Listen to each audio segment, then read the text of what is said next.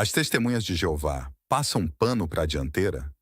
Esta questão é relevante porque a neoapostasia gostaria muito que expressássemos abertamente qualquer discordância que possamos ter sobre algum procedimento ou ensino do escravo fiel. Talvez eles esperassem que causássemos tumulto na internet como eles fazem. Eles também insinuam que, ao defender a estrutura organizacional, estamos na verdade tentando esconder as falhas da dianteira. Quando defendemos o corpo governante, não estamos defendendo os atos individuais dos membros, mas a instituição dentro da estrutura organizacional, pois é bíblica. Um dos membros pode ser afastado do corpo governante por ser imperfeito. Inclusive, isso já aconteceu. No entanto, quando um membro do corpo realmente apostatou e foi afastado, os apóstatas disseram que ele não era apóstata, mas um cristão verdadeiro, um irmão deles na fé. Risível, não é mesmo? Outra coisa é que os apóstatas pregam que não existe um corpo governante na Bíblia. Logo, quando eles fazem campanha contra o corpo governante, não é porque eles querem um ajuste. Eles querem, na verdade, a extinção da instituição. Vamos refutar essas falsas alegações agora.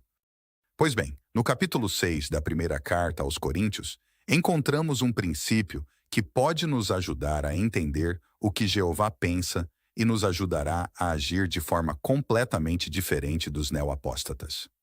Veja o versículo 1. Quando algum de vocês tem uma questão contra outro, como ousa levar isso perante os injustos e não perante os santos? Neste capítulo, Paulo aborda disputas que surgiram na congregação de Corinto, que não se limitavam a simples questões comerciais, como mostra os versículos 8 a 10. Perceba que Paulo não mencionou cargos.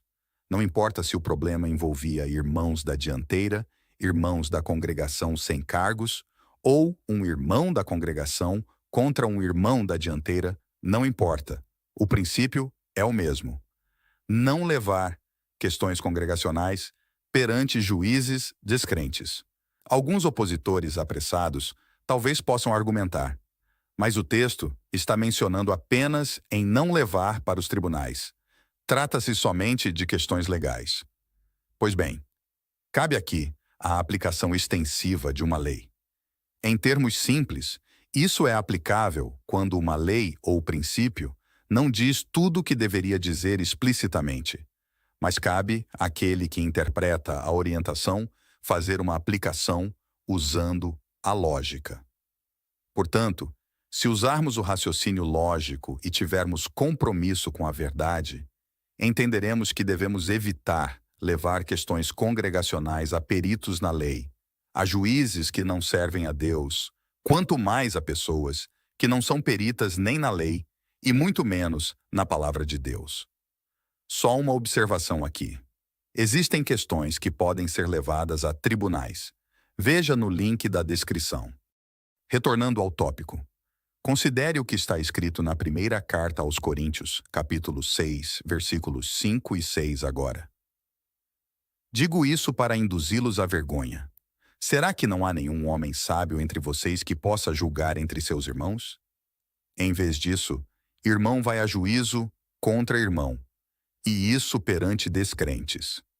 O comentário de John Wesley, clérigo anglicano, diz: o problema principal dos coríntios era a séria falta de confiança mútua, o que resultou em uma perda de confiança em Deus. É lamentável haver desentendimentos entre cristãos. Ir a um tribunal por causa desses desentendimentos é ainda pior. Fazê-lo diante dos descrentes é o pior cenário possível. Expor a congregação diante de incrédulos é o pior de tudo. Não é à toa que Paulo estava expondo aqueles cristãos à vergonha. Ele complementa na primeira carta aos Coríntios, capítulo 6, versículo 7. Não seria melhor sofrer a injustiça? Não seria melhor ficar com o prejuízo? Um verdadeiro cristão prefere ficar no prejuízo ao invés de fazer baderna com o nome de Jeová na internet. Então, caro seguidor, Ao inspirar Paulo a escrever que se evitasse levar problemas congregacionais aos tribunais públicos, Jeová estava querendo passar pano para os problemas da congregação? Jeová é passapanista agora? Claro que não. Veja o que ele inspirou Paulo a dizer no versículo 5. Será que não há nenhum homem sábio entre vocês que possa julgar entre seus irmãos? Intrínseca a essa pergunta, fica estabelecido o que Deus quer. Problemas congregacionais se resolvem na congregação. O apóstata diz, mas se realmente o escravo errou em algo, o motim não é rebelião. Resposta, acaso seria uma baderna pública o jeito correto de corrigir algo? O correto é o princípio pré-estabelecido por Cristo em Mateus 18, do 15 a 17, que na escala para resolver problemas teocráticos em nenhuma parte diz para ir à praça pública. Primeiro, entre os irmãos envolvidos, depois testemunhas e, por fim, a congregação. Mas nunca, em hipótese alguma, com pessoas de fora. Veja o comentário de Matthew Henry, erudito bíblico, sobre esses versículos. Os pleitos dão uma má imagem à igreja, motivando que os incrédulos prestem atenção em nossos problemas ao invés de nosso propósito. Em outras palavras, criticar a fraternidade em público faz com que os incrédulos foquem em nossos problemas, não em nosso propósito. Não é de se estranhar, portanto, que os seguidores dessas redes sociais sectárias e apóstatas estejam se afastando cada vez mais da fraternidade cristã e levando outros com eles. Mas sabe por que os coríntios levavam seus problemas congregacionais ao público? Veja o que diz o comentário bíblico expositivo por Warren Wiersbe, pastor calvinista.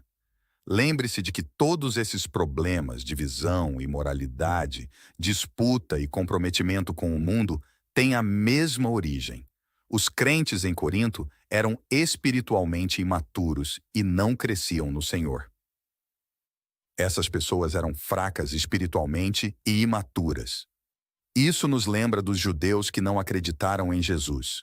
Veja o que eles fizeram em Atos 14:2. Mas os judeus que não creram incitaram e perturbaram as mentes dos gentios contra os irmãos. É exatamente o que esses hereges sectários fazem hoje. Por isso, caro seguidor, perguntamos, qual é o propósito de expor frustrações com a congregação em público? Onde está a maturidade espiritual nesse cenário? Resumindo, ao evitar expor problemas congregacionais em público, o objetivo não é ocultar, suavizar ou disfarçar o que acontece nos bastidores. O objetivo é obedecer a um princípio claro. Problemas congregacionais são resolvidos de forma congregacional. Portanto, essa acusação de que estamos encobrindo falhas da liderança está definitivamente enterrada.